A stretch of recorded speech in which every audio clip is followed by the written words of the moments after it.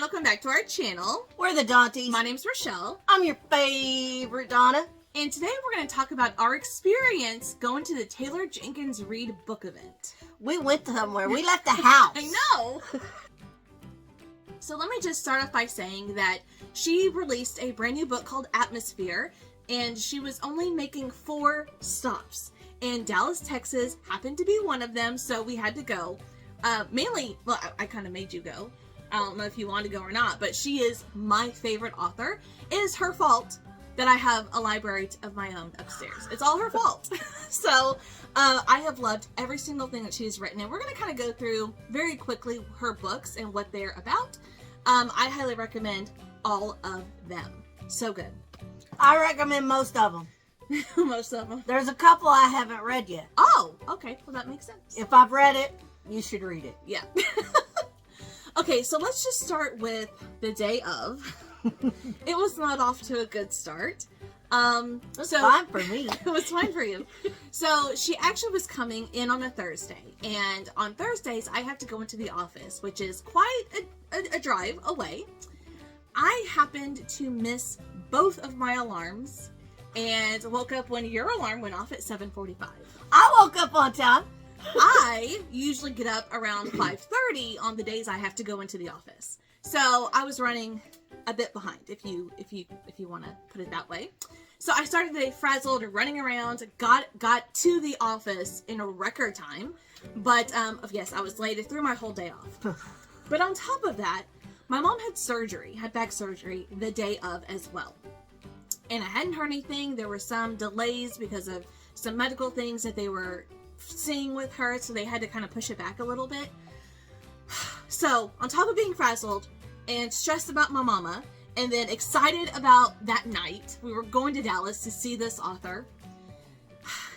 Finally, everything's fine. We get off work, go see my mama. She's fine, by the way. Oh yeah. Who? Your mom. Oh yeah, she's fine. It was an outpatient procedure, so she was home by the time we got off work to go to the event. And we met at my mom's house because we were going to take the train to Dallas. And it was fine. It was fine. I was a little scared going to the big city. But we made it in the Texas heat. Gotta love it. It was a little It was sweaty. a little warm, but that's okay. So we get to the event. We're only outside for about 10 to 15 minutes before they let us in the building. Because of the Texas heat. Yes, they let us in earlier than they anticipated, so it was great. We knew we would have an hour with her, and we were going to get a signed copy of her new book, which we did, and we gave yours to my mom, because my mom's a huge fan of this author as well. So and y'all know I don't need a book. Yeah. I already got it digitally. I'd already read it before we even got there. Yes, so let's talk about that. So we both read her brand new book on Tuesday, the day it came out, and 2 days later we went to the event. So we had already read it, and we already knew what she was alluding to at some spots, and then she spoiled it. Yeah, so we'll get into the actual talk. But you guys, this book, forever I have said that The 7 Husbands of Evelyn Hugo is my favorite book of all time. Not anymore. I think her newest book... supersedes it? Supersedes? Is that the word? It goes above 7 Husbands, which is very hard for me to deal with because I've read 7 Husbands 3 or 4 times, and I love it. But this new one, I was wailing. I don't think I've ever wailed in my life. It was an experience. It was She bawled like a big old baby, y'all. I was for about the last 10 pages. It was slowly starting to come, and then tears just pouring down, and then the very last page is when I started wailing. That's the only way I can describe it. Like, I don't know what those noises were. I don't know. Like, it was a whole thing. And someone else teared up as well. 1 tear. But you teared up, and if you don't know, she does not cry for anything. I didn't bawl like a big old baby, though, but No, you did not. It got me. But I was holding your hand as you were finishing it, and you went, and then a tear comes down. And if it can break her little black heart, then, you know, it's going to be a gut punch for those of us who feels emotions more regularly. You people that feel your feels, it's going to get you. So I want to show some like clips of us going and kind of our experience. But so we get in. It's a general admission event, so it's basically first come first serve, and we were pretty close. Like I could see her blinking. Like that's how close we were. It was so incredible. Because I've loved her as an author, and then after this event, I love her as a person. She is so humble. She's an author, so she's very good with her words. She's funny too. She is so funny. We were laughing hysterically multiple times. So I think we're going to do a separate video of, if you just want to hear like what I captured of her answering questions about the book. And about herself. And about herself and about the process and some of her books that are being adapted and things like that. I did capture quite a bit of it. But I just want to show some muted clips of us going and experiencing this first. Like this was, and I wouldn't do this for just anyone either. Yeah, like, she would. Y'all know we don't leave our house. No, I have a very short why? list. We love our house. Why leave it? Exactly. So yeah, so here's just a sneak peek into our little experience.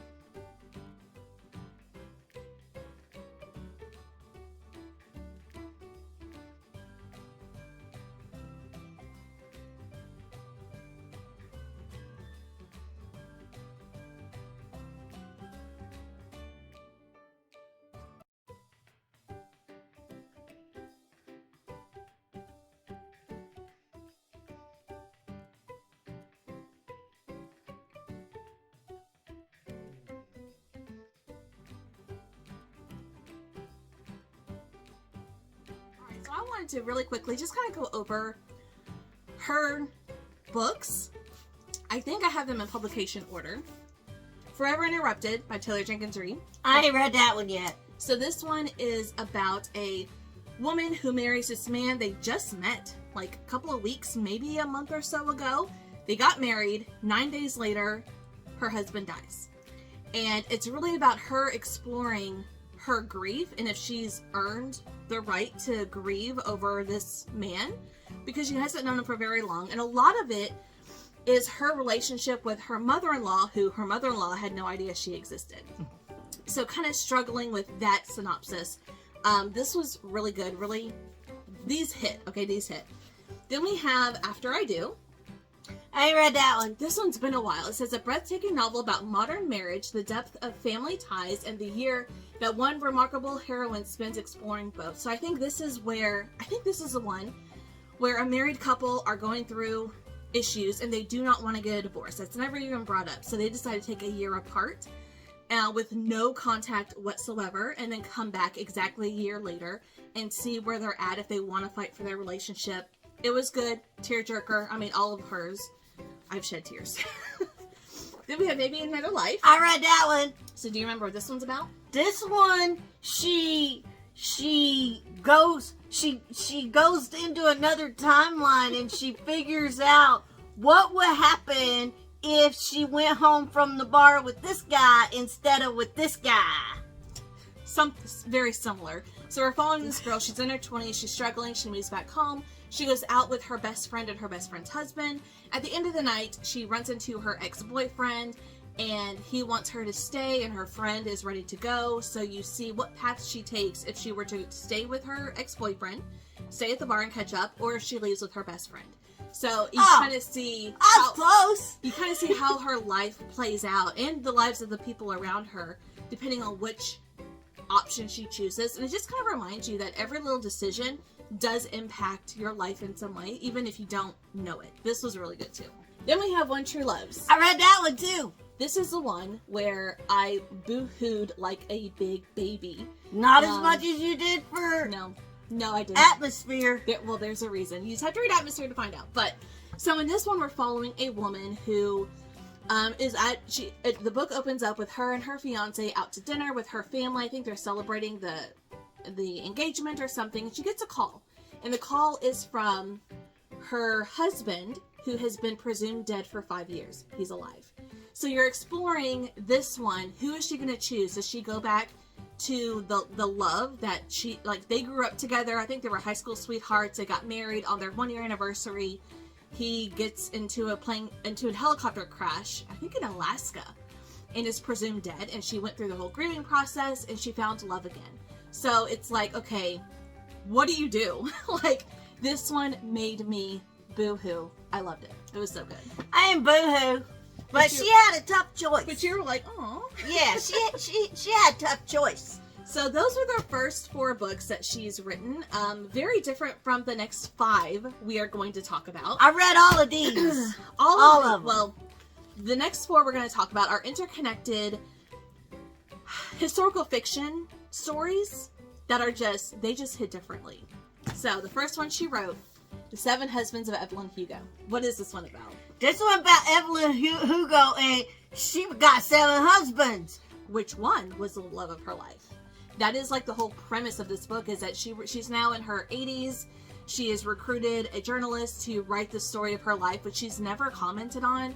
She was a 50s and 60s Hollywood actress, and she's finally really ready to tell her life of these 7 husbands, because everyone wants to know who was the love of her life. Which one? Next, we have Daisy Jones and the Six. This is my favorite, y'all. This one is 70s, 80s rock band, sex, drugs, and rock and roll. What is this one about? Well, think Fleetwood Mac, okay? Yes. It's basically Fleetwood Mac in fictional. Daisy Jones and the Six is just awesome. The Six is a band, and they're not really going anywhere. And Daisy Jones is a kid. She's an up-and-comer. She writes a lot, but, she's not really going anywhere either. So this producer says, well, let's stick you 2 together for one song. So they put Daisy Jones and the writer for the Six and the leader of the Six together to write one song. And it just kind of goes from there. And they have one worldwide tour, and then that's it. They're gone. So this is completely told in interview format. Now, I would recommend the audiobook for this because Definitely. I read it for the first time physically, and it was kind of hard to tell the people apart and know who is who. But the audiobook is full cast narration, so you get to hear their voices, and it's very much like an E! True Hollywood story or behind the music VH1 documentary style, especially if you listen to it on audio. But this one has been adapted, and we loved the show. I think it's on Amazon. Loved it. Yep. But these 2 are so realistic that so many people, after reading these, will go and search Evelyn Hugo and Daisy Jones and the Six. Because they think they're really real. They're not. These are completely fictional, but you feel, they feel so real. I loved both of them. So then we come to Malibu Rising, which is a little bit different. It takes place in the 80s. And this is really following the 4 children of one of Evelyn's husbands, who partied with Daisy Jones and the Six because he is a rock star. And this is following his 4 kids, 2 of which I believe are nationally ranked surfers, and they're out in California. And the whole book is leading up to a party that's happening that night. And so you're following like how this family came together, what's happened with the parents and the dad, and his wild life being a rock star, and how these kids grew up. And this was really good. I like that one a lot. It's a good one for summer too. Yeah. Then we come to Carrie Soto is Back, Taylor Jenkins Reid's last release, which was in 2022. It's been 3 years, so not bitter or nothing. So this one is about a tennis player that the oldest sister's husband in Malibu Rising leaves her for Carrie Soto. So Carrie Soto makes a very brief, appearance in Malibu Rising, but she got her own book, and she is very ambitious. She wants to win all of the titles in tennis, and She wants to be the best. and she is. She retires, and someone is about to break her record, and she said, that's not going to happen. So she goes on this journey to get back to that status so she can secure her titles and all of her world records and all that stuff. This one I've only read once, and I do want to reread it because I don't care about tennis. I know nothing about tennis other than Wii tennis. Like, I don't care about tennis.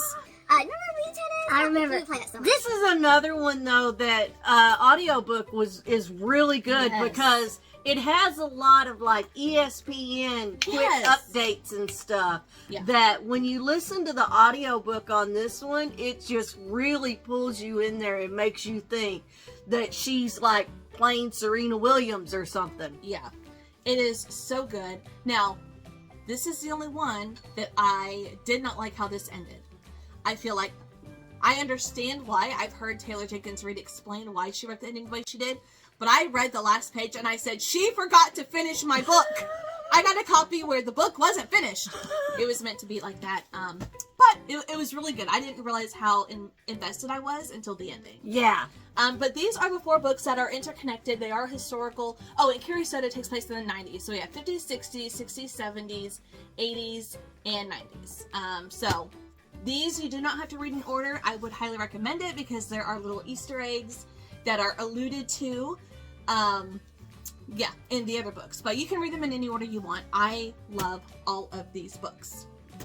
She also wrote a short story that is exclusive on Amazon called Evidence of the Affair, and they are strictly letters back and forth between this man and this woman, where this woman reaches out to this man and says, hey, I think my husband is having an affair with your wife, and they end up writing each other about what's going on and how they feel, how they're handling their spouses getting together.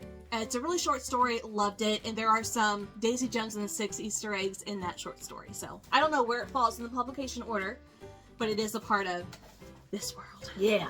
Okay. Her newest release, Atmosphere. This one wrecked me, but this one is absolutely incredible. Oh, forgot. So this one is signed. This is a signed copy. So we have little stargazing on the inside cover. There is her signature. This is in the 80s. Takes place in the 80s, right? Mm-hmm. The first women's astronauts to go through training. Yes. And Sally Ride, who is the real first woman in space, like in real life, she does make an appearance in here, and it's all about, we're following Joan, and this is all she's ever wanted to do. She applies, she gets in, and it's really just about her journey, meeting the people that she's going to be working with, getting close to them, dealing with some family drama with her sister, which I hate her sister, by the way, her relationship with her niece, and really just following like this space program and how NASA is going to allow women to go up into space. And they witness Sally Ride and talk about if Sally Ride messes this up, that's it for women. Like, just kind of like, just she can't even sneeze at the wrong time because it'll ruin it for all women. Yeah, so this was so freaking good. I did not see the romance coming. I was completely blindsided by that. There is a little bit of a romance in here that is unexpected, but she can write so well, and you feel so deeply for all of these characters except her sister. I feel deep hatred. I take that back. I feel deep hatred for her sister. But this was so freaking good. It definitely goes to the very tippy top of my TJR ranking list. This is my favorite one. Yeah, it's a good one. So good. Okay, so is Daisy Jones still your favorite? I don't know. I don't know. I don't know. But we just want to come on here and share just our experience with this event, because this is the first time we've ever gone to meet an author, kind of tell you what it was like and where our headspace was at, because mine was all over the place. It was a very stressful day, and, we did it. We did it. And we made it back alive to tell the story. Yeah, we didn't get home until late that night. I'm glad we took the next day off. Yeah, it was insane. But I would do it again for a very, very short list, like maybe 3 or 4 authors other than TJR. So leave a comment down below. Let us know if you have read any of this author's books, if any of these sound interesting to you. Her first 4 are definitely much different than her next 4, and then obviously different from Atmosphere, which is her newest one. But I would love to know if you've read these books, if any of them sound good to you. If you have read this author, which one was your favorite? Have you watched the adaptations? One True Loves also has an adaptation that stars Philippa Sue, who played Eliza in Hamilton. We still haven't seen this one. No, we haven't. I don't know if I could handle it, just based on how just the book made me react. But that's about it for us today. Thank you guys so much for watching, and we'll see you in our next video. You need to read it, guys. Yes, please do. Bye. Bye.